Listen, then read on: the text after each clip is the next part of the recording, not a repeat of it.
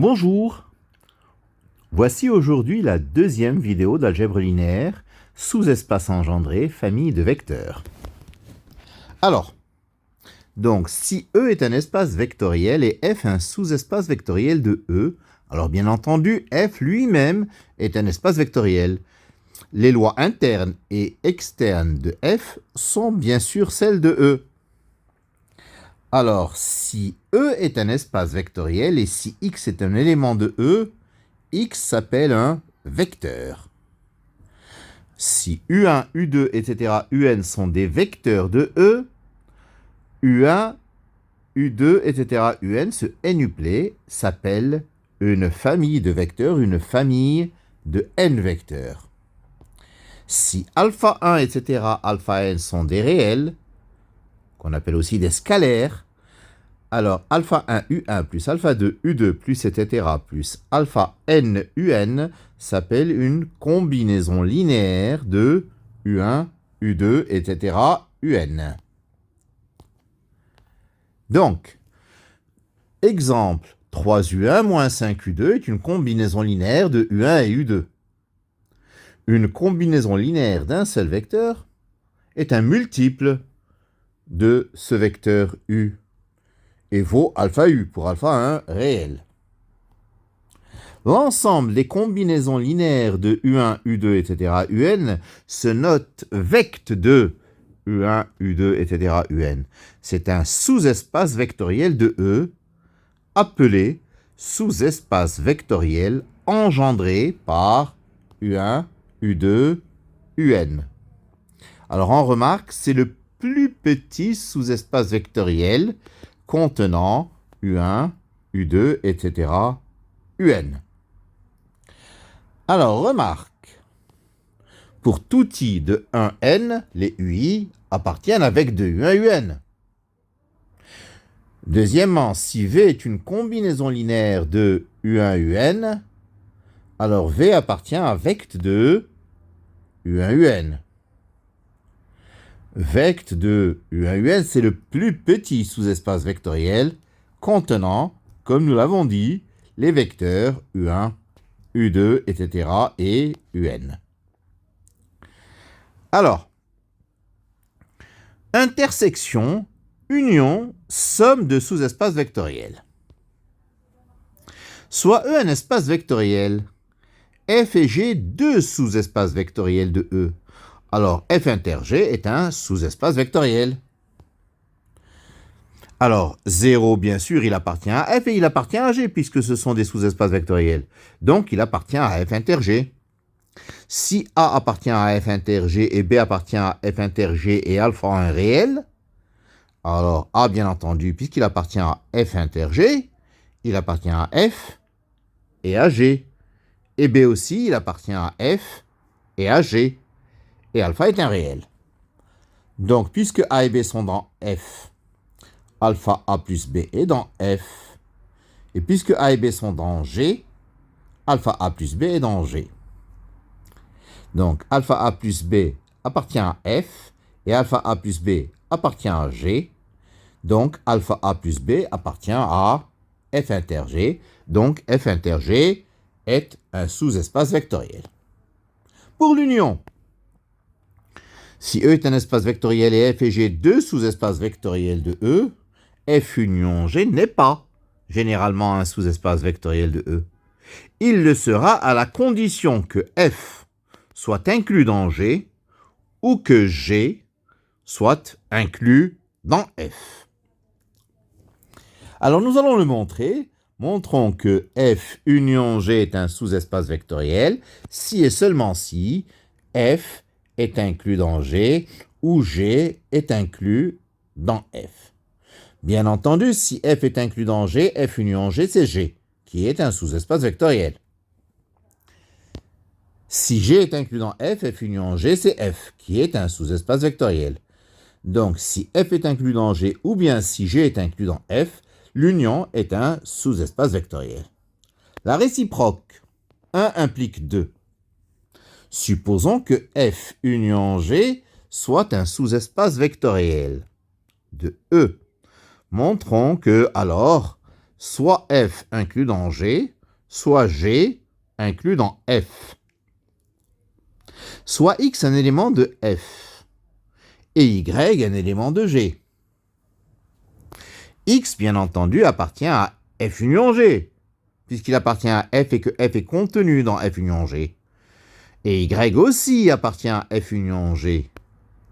Donc, X plus Y appartient à F union G, puisque F union G, il est supposé être un sous-espace vectoriel. Donc, X plus Y appartient à F, ou X plus Y appartient à G. Si X plus Y appartient à G, puisque Y appartient à G, ben X plus Y moins Y, c'est-à-dire X, il appartient à G. Nous étions partis de X appartient à F, nous nous retrouvons avec X appartient à G. Donc dans ce cas-là, F est contenu dans G. Et si X plus Y appartient à F, puisque X appartient à F, X plus Y moins X appartient à F. Donc Y appartient à F. Et donc G est contenu dans F. Ainsi, donc F union G sera un sous-espace vectoriel si et seulement si F est inclus dans G ou bien si G est inclus dans F. Somme de deux sous-espaces vectoriels ou somme de plusieurs sous-espaces vectoriels. Nous parlerons du cas de deux sous-espaces vectoriels. Soit E un espace vectoriel, F et G deux sous-espaces vectoriels de E. F plus G, c'est l'ensemble des x de E qui s'écrivent x égale y plus z, où y est dans F et z est dans G. F plus G est l'ensemble des vecteurs qui s'écrivent comme somme d'un vecteur de F et d'un vecteur de G. C'est un sous-espace vectoriel de E. En effet, 0, il s'écrit 0 plus 0. Donc, avec 0 est dans F et 0 est dans G. Donc, 0, il appartient à F plus G.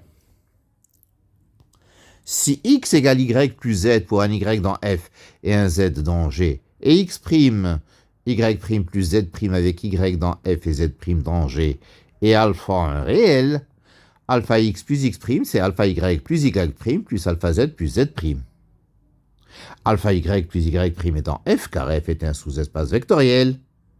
Alpha z plus z' est dans G car G est un sous-espace vectoriel.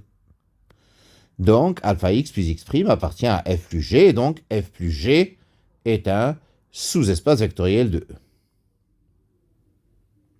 Alors, un résultat important, si F c'est vect de U1 UP et G c'est vect de V1 VQ, F plus G c'est vect de U1, etc., UP, V1, etc., VQ. C'est une concaténation des familles, donc qui engendrent F, et des familles qui engendrent G. Alors, résultat de F est contenu dans F plus G, et G est contenu dans F plus G. Somme directe, soit E un espace vectoriel. F et G, deux sous-espaces vectoriels de E. On dit que F et G sont en somme directe s'ils sont d'intersection nulle. On écrira alors que F plus G, c'est F plus entouré G. Alors, si F et G sont en somme directe, et si E égale F plus G, alors E est somme directe de F et de G. On dit aussi que F et G sont supplémentaires dans E. Supplémentaires dans E. Alors, si F et G sont supplémentaires dans E, l'écriture de tout vecteur de E comme somme d'un élément de F et d'un élément de G, cette écriture est unique. Donc, pour tout x de E, il existe un unique couple YZ de F croix G, tel que x s'écrive Y plus Z.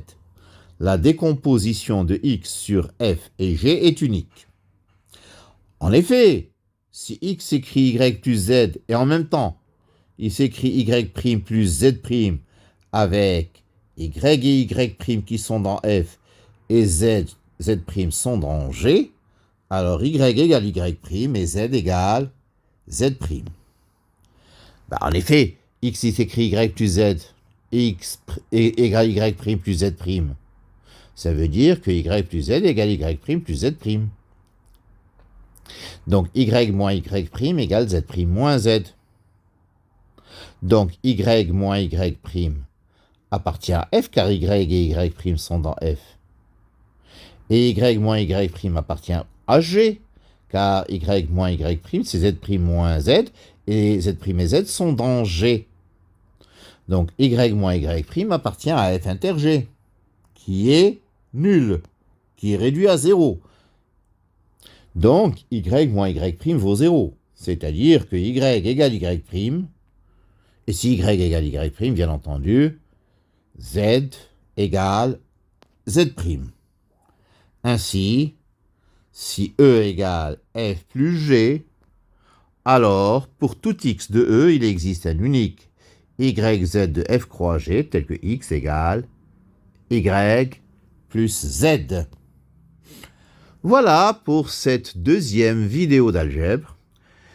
J'espère qu'elle vous aura apporté satisfaction. Je vous remercie de votre attention.